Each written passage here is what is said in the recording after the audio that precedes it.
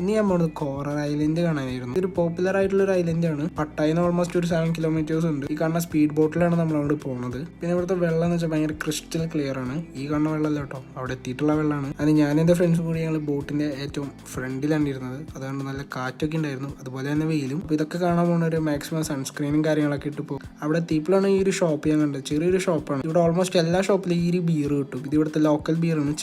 Almost നമ്മുടെ British എംപയറിന്റെ പോലെയൊക്കെ ഇരിക്കും.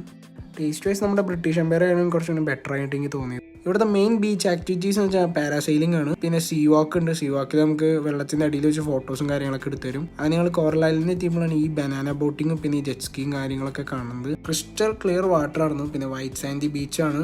വൈബ്രന്റ് ആയിട്ടുള്ള മറൈൻ ലൈഫും കാര്യങ്ങളും ഇവിടെ എല്ലാവരും എൻജോയ് ചെയ്യുന്നുണ്ട്.